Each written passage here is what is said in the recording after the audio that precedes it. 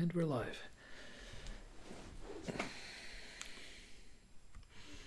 Here we go. Good. Correct one.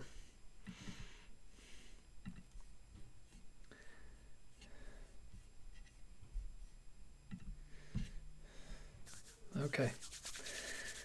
Just about to get started. A few minutes to let everybody gather, and we'll get started.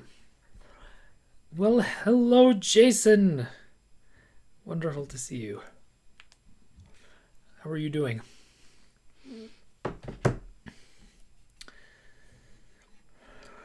And Johnny, too. My goodness, it is a Louisville meeting. Howdy, howdy. Good to see you all. Well, it looks like there's a good number of people, so we can get started. Okay.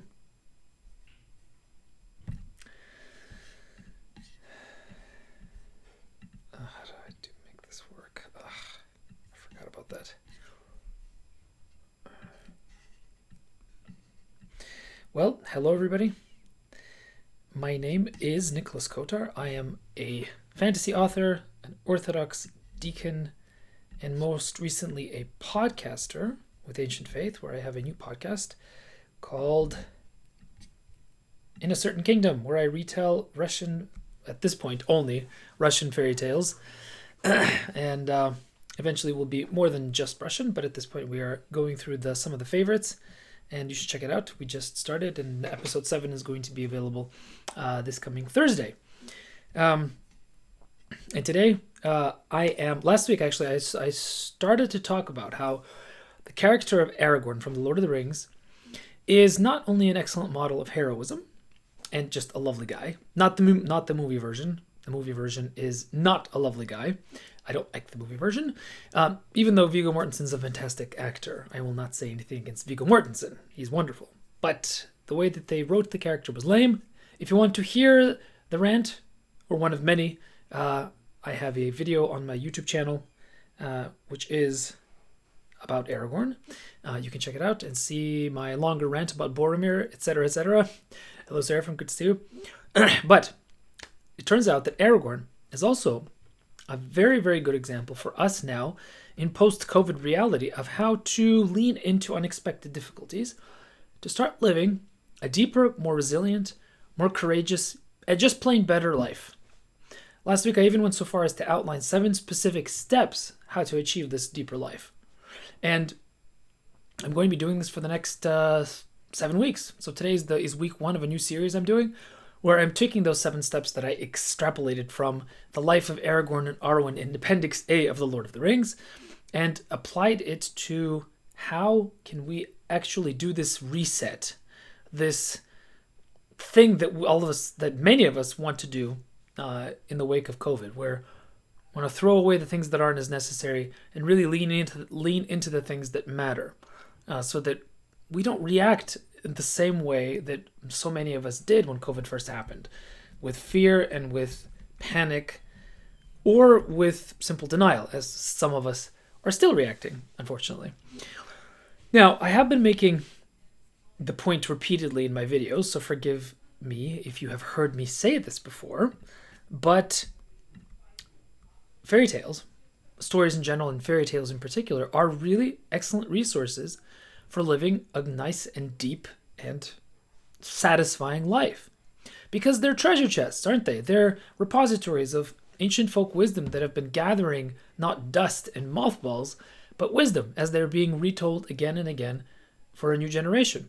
These stories have been with us in some cases for thousands of years, and largely informed, they go unchanged throughout the centuries. So there's something there that's quite profound. And the deeper we go into it, the more we realize, I think, that there's a lot of really good, useful stuff that you will not read in Fox News or MSNBC or even the New York Times, unfortunately, especially of late. So with that in mind, I wanted to start this new series, which I'm calling Resilience and Courage Through Story, using Aragorn's life as a backdrop, by starting with the first step, which is finding a mentor. John Simmons, I have to share your comment before we go forward. Yes, that is movie Aragorn, so I'm not going to say any more about that. So, we all recognize the trope of the mentor figure in the hero's journey, right? I mean, Luke Skywalker is the most obvious one, the one that's quoted probably more than everything else. He needs both Obi-Wan and Yoda in order to reach his potential as a Jedi. Frodo needs a mentor figure too. He needs Gandalf to awaken him up to the reality of his danger. And he also needs him to lead him along the first stage of the journey before he falls to the Balrog. And in fact, Frodo's life is almost in the balance. And Gandalf's absence, especially in the first part of the quest, almost costs the entire world the world, because the mentor is such a necessary figure, right? And in my own novel, the first novel in my Raven Sun series, The Song of the Siren, the pronounced lack of a mentor figure for my main character Voron causes him to fail in rather pitiful fashion at the very first sign of trouble. Those of you who have read the book know what I'm talking about. And if you haven't, read the book. But surely you might say, oh, that's good enough for fairy tales, for stories, and for movies. Yes, Jason, you are absolutely right. And of course, Bilbo would be an excellent example as well. Probably even more than Frodo. Yeah, surely that's all that mentor stuff is good for stories. Do we really need mentors in everyday life? Are we in daily, constant need of mentorship? Well, let me paint a picture for you. Did you hear that story about that poor, unfortunate man who, soon after COVID hit, walked into a grocery store? He walked in, and he stopped at the threshold, unable to move forward. He looked right, he looked left, frozen in indecision. He simply stood there until someone came up to him and asked him what the problem was. And he goes, "There are no arrows on the floor. I don't know where to go."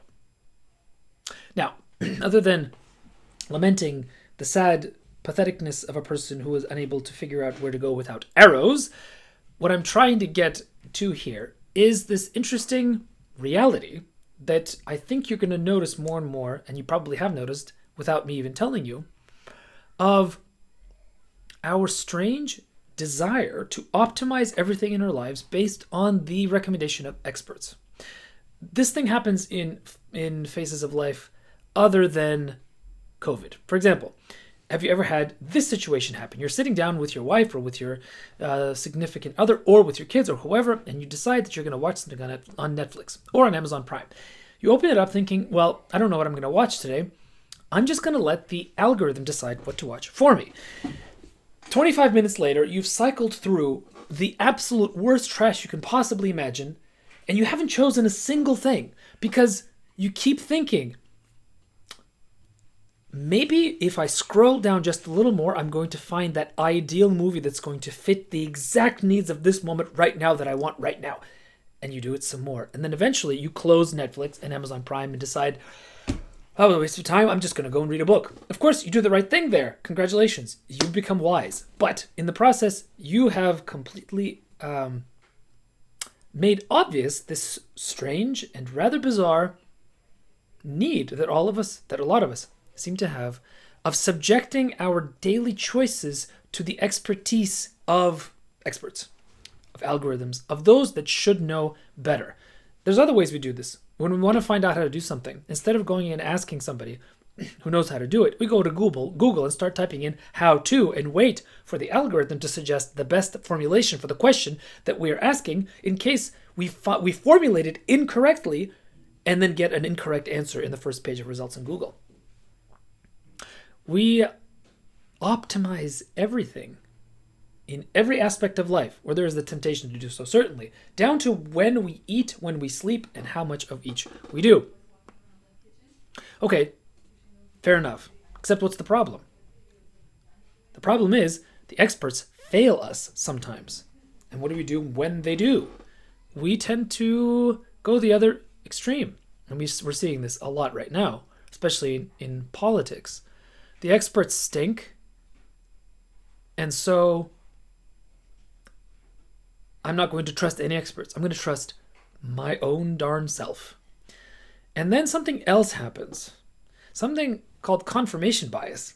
A very lovely something that is only exacerbated by our habit of relating to the world through the mediation of algorithmically designed interfaces such as Facebook and YouTube.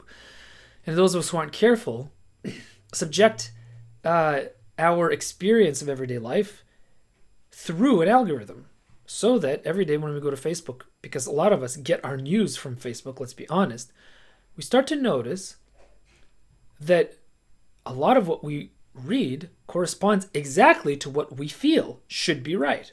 That's because the algorithm picks up on what we like and what we don't like, what we spend time on, and gives us more of that, so that the algorithm can then produce our clicks and our time on the site into money for those who create Facebook. A lovely waste of our very valuable time. And this happens on YouTube, on Facebook. It happens everywhere. And it happens, unfortunately, even now in interpersonal communication, when perhaps driven by the algorithm, which continues to haunt us in everyday life, we seem to be unable, more and more of us seem to be unable to have any sort of conversation with a person with whom we disagree. John, of course, makes a lovely point. There are experts and there are experts. A monk should probably obey their abbot. John is anticipating much of what I'm going to say today. But of course, that is because John is a reader of stories. But let me get to where I'm getting, John Simmons, before you anticipate me. So what's the alternative, though? Do we then just hang all experts and do the best that we can and find as many angry fellow biased people to confirm us in our biases? But what if those biases can then become dangerous? What if they start messing us up in such a way that our perception of the world becomes skewed and we begin to act like idiots? And what if that acting like idiots starts to really impact our interpersonal relationships? What if it begins to affect the way we actually interact with reality? You're seeing this. You're seeing this everywhere. You're seeing this happen on either side of the ideological political spectrum. A lot of us are subjecting ourselves to it without even realizing it. So what's the alternative? How do we find a mentor? After all, even in COVID, and this is the really scary bit, right? Look what's going on in the medical community. Those who are supposed to be the ones leading us and showing us and telling us what to do. For months and months and months, we've heard of nothing but suppression, mitigation, masks, etc., etc., etc. Except, and we are being led to believe by many that this is the line the only line that should be followed, and anybody who does not follow with that line, including some of Trump's recent advisors, are simply peddling lies for the sake of their own self-advancement. That's the line that we are being fed. Except, as of an hour ago, over 18,000 medical professionals have signed something called the Great Barrington Declaration, which is an impassioned declaration on the part of some extremely highly placed epidemiologists begging the establishment to reconsider their position on lockdowns and on mitigation suppression strategies. So just to show you that I'm not taking any position, I'm not a doctor. My point is that even in the expert community, there isn't agreement. So much so that certain doctors, very highly placed ones, including Dr. John Ioannidis of Stanford Medical University, have actually had their stuff suppressed by the algorithm, oddly enough, because apparently it's no longer okay to have two opposing points of view in a room when one of those points of view, is dangerous? Is this starting to sound like something to you? Yes, I think we should all, by the way, read Rod Dreher's new book. Not to Live by Lies. I started reading. It's really interesting. Generally not an altogether 100% supporter of Rod Dreher's stuff, but this particular book I've started to read is pretty good. Anyway, back to what to do, whom to trust, and what to do about mentors, because that's the whole point of this. How can we become more courageous and more resilient without mentors? Well, we need mentors. We do. We need to find them. We need to seek them out. But how? Well, that's the $1 million question, isn't it? Let's see if the stories can help us navigate this difficult question. How about Ivan the Prince and the Grey Wolf, which is episode 1 of my new podcast, In a Certain Kingdom? Ivan the Prince is going out into the wild to go and find Live Not by Lies. Thank you, David. That's the one. Live Not by Lies. Really interesting book. Sorry. Here we go. Recommended on my list. Anyway, Ivan the Prince is out in the wild looking for the Firebird because his father wants it. Whether a long time or a short time, Ivan slept and slept. When he woke up, there was no sign of his horse. Jumping up, he went to find it. Finally, he did find it. There was nothing left but bones. Ivan the Prince grew very sad. But what is a prince to do? He continued on foot. All day he walked, and the next day after that, tired he was, almost to death. Finally, he sat down on a log and started to weep. Out of nowhere, a grey wolf appeared before him and started to speak. "Well there, Ivan the Prince, why are you sitting there with your head hung so low?" "How can I fail to weep, Grey Wolf?" answered the prince. "I have lost my horse." "Ah, that was me, Ivan," said the wolf. "I was hungry, and such is the nature of the wolf. But I do feel sorry for you. Tell me, where are you going, and what are you seeking?" "My father sent me to ride across the wide world and to find the Firebird." "Ha! On your horse it would take you more than 3 years to find it. Only I alone know where she lives. Well, fair's fair. I ate your horse, so I will be a mount for you and serve you well. Sit on me and hold on tight." So what's the takeaway from this rather bizarre interchange between Ivan the Prince and a talking wolf? Well, the thing that I take away from this is that very often it's not you who finds the mentor. It's the mentor that finds you. No, that doesn't mean sit around and wait for him, even though it's what it seems that Ivan the Prince did. But notice what Ivan did. First, he did everything he possibly could to get to a point of total and utter exhaustion. Then he sits down and starts to weep. Now, the sitting down and weeping is a symbolic gesture in stories, and it almost always indicates a complete abandonment of one's own personal desires to get the thing that is necessary, whatever the goal of the quest is. And it's at that point, immediately at that point, that the mentor always comes. So what does that mean for us practically? It means that without the right disposition of the heart, without paying attention to how we relate to the outside world, even if we encounter a mentor that could be helpful to us, we might not be able to take advantage of that mentor's teaching. A disposition of humility, of a lack of a demand inside that everything must go exactly as I want it, of release, of acceptance of whatever comes. You need that. You need that before any mentor can show up. Because if you don't, you'll mess up, which is exactly what happens with Ivan.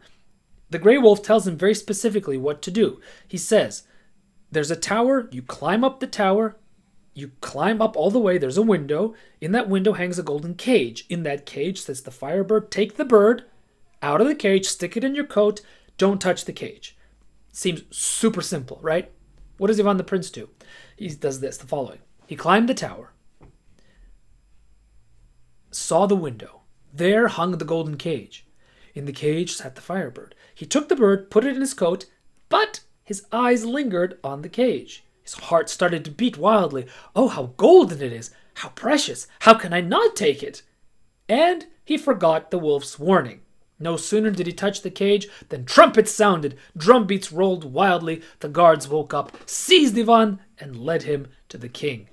Oops. Why did this happen? Because Ivan wasn't ready. He got to a point where he abandoned everything, but his heart was not yet ready to accept the teachings of the mentor. Anyone who has been in a position of a student to a teacher knows how embarrassing this sort of thing is. But you will also recognize how often it happens. We don't listen very well until we have to go through the difficulty of failing when we listen badly. So that's the first thing we need to remember when we're looking for a mentor. The second thing we need to remember, we can understand if we read this interesting excerpt from another fairy tale called The Flying Ship. So here's the story. There's an old man and an old woman. They had 3 sons. The first 2 are smart and very capable, and the third is an idiot. This is a trope, obviously. Of course, the idiot is not really an idiot, but we have to get to the end of the story to find that out. And there's a decree that goes out from the king. The king says, whoever can build me a flying ship will get to marry the princess. And the first two sons, being the smart and able lads that they are, ask their father and mother to go build the flying ship. And their father and mother go, "Yes, my dear boys, please go and build this lovely ship. We know you're going to succeed, and come bring home the princess, and we're going to be so happy for you." And so they stock up with a lot of alcohol and food, and they go out to the forest and they start chopping down trees. Now they have no idea how to build a ship, much less the flying one. So they're chopping, they're making a big ruckus, and suddenly an old man comes out of nowhere. And he goes, "Well there, fine young man, what are you doing over there chopping all those trees down?" And the two young boys turn on him and say, "Get out of here, old man. What do you want? Or alcohol or something? Get lost." And he does. At which point, they realize they're useless at building this thing. They sit down, they have a feast, they get properly drunk, and when they wake up, they go home. And then the idiot son, in some versions of the story, his name is Ivan. In some versions of the story, he has no name. He's just called the idiot. Asks his parents, "Can I go, please?" And they go, "Come on, you're an idiot. You can't do this." And he goes, come on, let me go." And he starts to raise a ruckus, and they go, "Fine, just get out of our hair and leave us alone." He goes into the middle of the forest. He sees all the felled trees that his brothers have left, and he begins to start putting them together. Up pops the old man, and he goes, "Is there anything I can do for you, young man?" And the idiot says, "Well, actually, sure. Why don't you come and have some food with me? You look like you're hungry. You're an old man. Come and, share my repast. And, I'm going to be sitting here for a while trying to figure out this problem of how to build this thing. But, in the meantime, why don't you come and eat?" And the old man eats with him. They have a nice little meal. And the old man goes, "You know what? I'm going to help you. Do this, do that, and the other." And suddenly, the idiot builds the flying ship.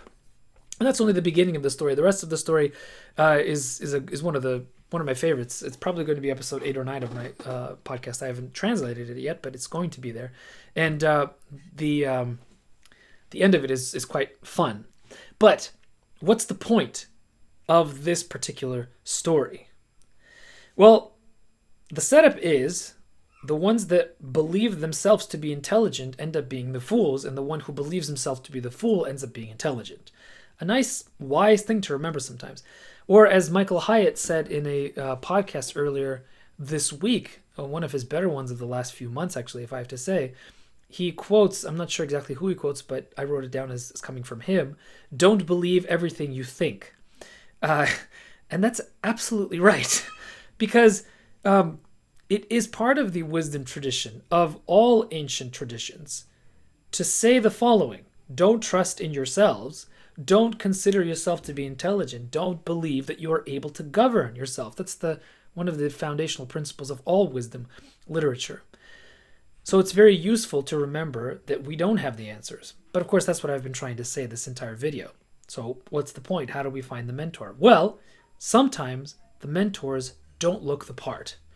And so be ready to accept help from the mentor no matter what they look like, no matter in what form they come to you. And this is a kind of a subset of my first point from the story of Ivan the Prince, is that the important thing is the disposition of your mind and your heart initially, so that you're ready to accept the proper help of the mentor when the mentor shows up. And guess what? The mentor oftentimes shows up immediately at the moment when you need him. And about the mentor not looking the part, if you haven't watched the movie The Island, or Ostrov as it is called in Russian, it's a perfect example of this principle, a principle that has been shown to be true throughout the Orthodox religious tradition, especially in the lives of the saints. It's often the one who imposes foolishness on himself on purpose that is secretly hiding real wisdom. And if you haven't watched The Island, do. It's one of the best movies of all time. The third excerpt I wanted to read to you is from The Feather of Finist, the Bright Falcon, which is episode 4, I believe, of my podcast. And here is what I wanted to read to you. The setup is this. There's a young woman who is in love with a falcon who is a shapeshifter. He turns into a beautiful young warrior in the evenings, and he comes and visits her in her room. Her sisters are jealous. They start listening in at the keyholes, and they figure out that she has this young man over her room every night, and they put a bunch of knives in her windowsill because they're jealous of her.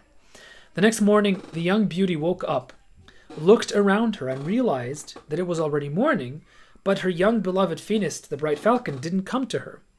Then she looked at her window, and she could see sharp knives dripping with blood. For a long time, The girl cried bitter tears. For many nights straight she could not sleep a wink, still waiting and hoping at the window of her bedroom. She threw the feather on the floor. She waved to the right. She waved to the left. It was all in vain. Phineas the bright falcon didn't come, nor did he send his servants. Finally, with tears in her eyes, she came to her father and asked for his blessing. I will go, she said, wherever my eyes lead me. Someone over there needs a mentor. But that's not my kid. It's my nephew, so I can't be the mentor in this case. Not possible. She ordered that 3 pairs of metal shoes be made for her, 3 metal staffs, 3 metal hats, and 3 metal loaves of bread. She put on the shoes and the hat. She took on the staff in her hand, and she went on foot in the direction where Phineas the bright falcon flew away. She went and went through the dark forest. She went past the trees like columns. Her first pair of metal shoes had been completely worn through, and her hat had become threadbare. Her first metal staff broke, and she ate an entire loaf of metal bread.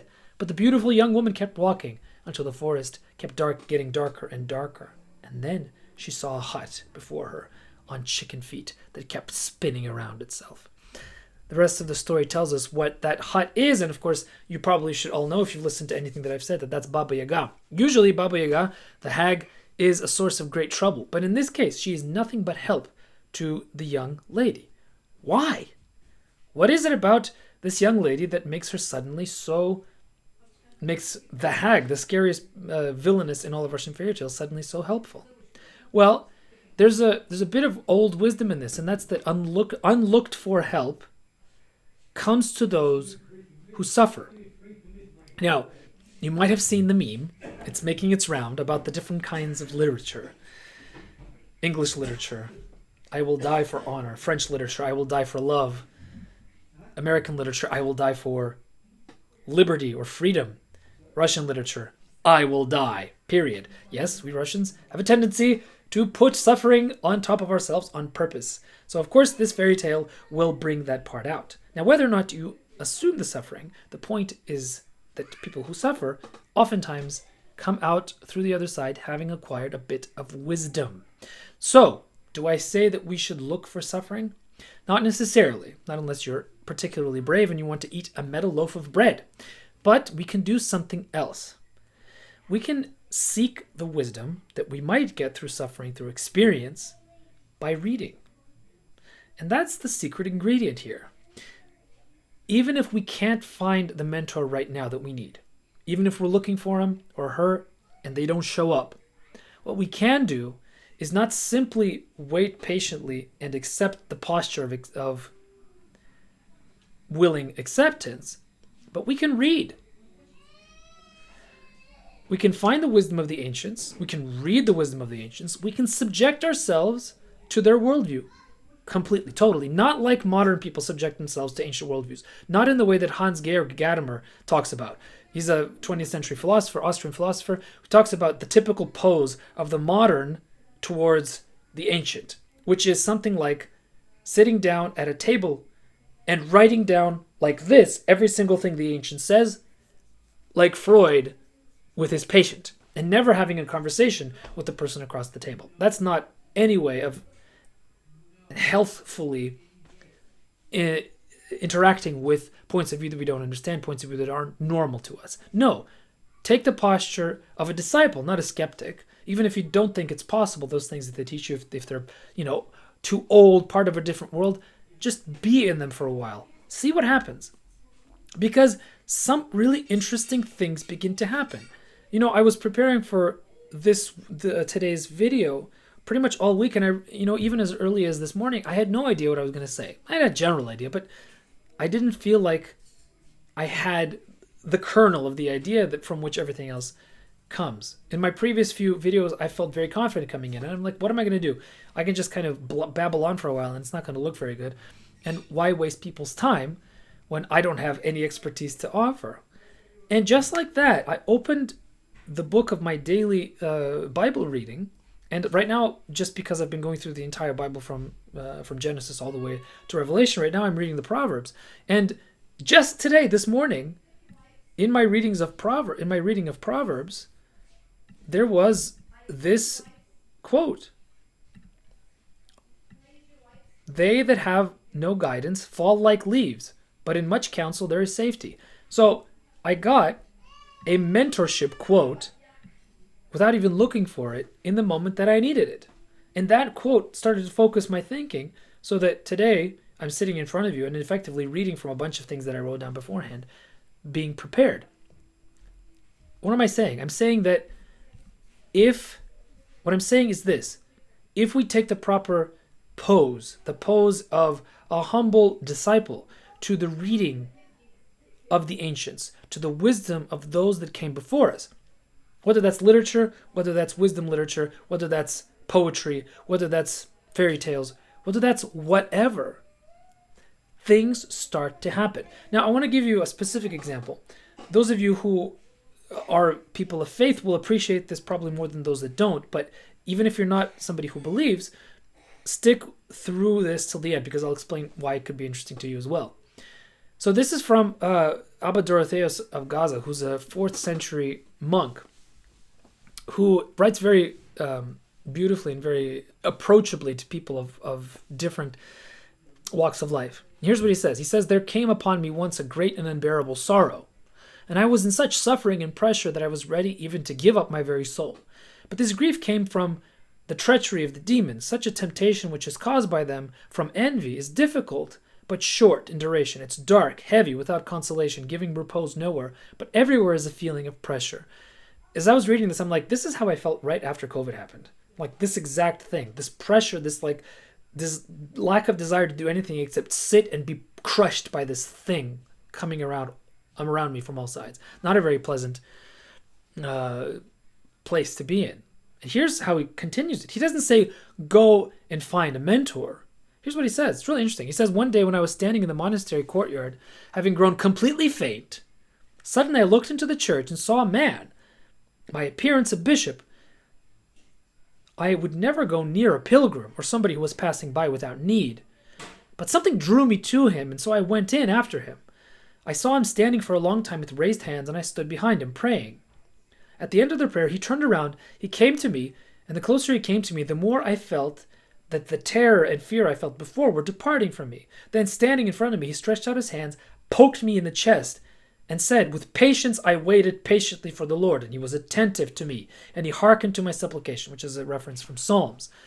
"All these verses he pronounced 3 times, striking my chest each time, and thus he went out. Immediately after this, there settled in my heart a sweet joy. From that time on, sorrow or fear no longer troubled me. Thus also learn to conduct yourselves, not to trust in yourselves, not to believe whatever your thoughts tell you. Humility is good, because in it you will receive repose and joy. We cannot be saved by any other way than this." So even if you're not a believer, what I will say to you is that I think you will agree that very often in times of great difficulty, in times of great need, sometimes if we assume the posture of faith, if we assume the posture of patient waiting, stuff happens. Weird stuff happens. Things come together. We encounter the person, from down the street that we never met, that we never talked to. Suddenly he says one thing that is exactly the thing we needed to hear. Or suddenly our parents call us and they say the thing that we really needed to hear. Or we see something, or we hear something on the television, and suddenly everything clicks into place and we're like, wait a minute, that's exactly what I needed to hear at this exact moment. I'm sure you've all had this experience, right? Well, it's called, in the popular literature, it's called synchronicity. So whether or not you think that there's providence, the fact remains. Mentors are hard to find. We should look for them, but we need to take a few steps before we can hope to find one that's going to last. And in the meantime, there are things we can do that can do the work of the mentor in cases when we feel like we have no way out. And that's important because sometimes the opposite happens. We find some expert that we think is fantastic and wonderful. It doesn't matter what sphere of life he's in. It could be business, it could be personal development, it could be a spiritual leader. And we rush to him because they're popular, because they've done some flashy things, because they've said something, because they have 1 million followers on YouTube. And we decide this person is the person for me. We sit in front of the YouTube channel and just imbibe and put everything in, and we think, this is great, finally I have an idea of how to live my life. And then something happens. That person turns out to be a fraud. That person turns out to be a human being who falls sick and is not seen for years at a time. You know what I'm talking about? I think you do. And then what do we do? Then we're worse off than we were before. Except if we read the stories, and except if we take those little bits, those kernels of wisdom out of there that tell us about what is the proper disposition that we should be having before we can even hope to find a mentor and then benefit from him or her. But come on there, you might be saying. Can you be more specific? All this general stuff. Well, I just put into YouTube, desiring to optimize my experience of the internet. And I said in Google, how do I find a mentor? And actually a few really nice posts there. There's one on David Ramsey's blog. There's one on Jeff Goins' blog. That's one of the top ones. Read both of them. They're both really good. And John Simmons, of course, hits the nail on the head. Right-ho. Oops, sorry about that. Yeah, so what was I saying? I forgot. John Simmons, you threw me off. Oh, yeah. So there are plenty of good lists. You should read those lists if you want specifically to find a specific kind of mentor in a specific kind of field. But filter that list through what I told you today, through the need to constantly educate yourself from a variety of sources, ancient and modern, allowing yourself to remain in the posture of disciple, not skeptic or analyst or critic or specialist, or worse yet, expert. Oh God. And through that process, continually work on the humility of being here. Love that movie, Being There. Ever seen that movie? It's a fantastic movie. It's really deep. As odd as that scene is with Liza Minnelli. Is Liza Minnelli? Is that who it is? God, what a bizarre scene. Didn't like that. But when, in the end, when he walks on the water, it's like, yeah, right, of course. The simplicity of just being there. It's a beautiful thing. That being said, I will give you some more specific information on how to find a mentor, whether it is mentorship of those who wrote books way back when, or the mentorship of somebody right now. I will be specific. I will give you actual things to look at, but not today. Oh, I'm so cruel. This coming Monday, I'm sending out the first email in a 7-week series that's going to be connected to these live videos, where I'm going to be curating information about these topics. So this Monday, I'm going to be giving you a whole bunch of interesting information about finding a mentor, about what to read, who to listen to, how, where, and why. Not my own thoughts, but the thoughts of people who are far more intelligent than I am. So if that's something that's interesting to you, I have a link for you. Please go to nicholaskotar.com/resilience, which is a special sign-up link to be included in this email series, which is going to last for 7 weeks. And go ahead and click there and join. I've already had several hundred people join, so it's going to be a lot of fun. Margaret, you make a good point. And that is the wisdom of the ages right there. Thank you, Margaret, for reminding us. In any case, sign up and come and join us for this long and fun journey that we're going to be taking. It's going to take us through the election. So my hope is to actually provide you with comfort and consolation through the process that is inevitably going to be painful and awful, no matter where you are, no matter who you are, no matter who you believe in. So now's the time. Sign up, and my first email on Monday will include plenty of recommendations of what to read and whom to follow. And thanks for being here today. Next week at 5 p.m. Eastern Time is going to be my next live video, and we will be talking about step 2 in the 7-step series that I've taken out of Aragorn's life, and that is seek solitude.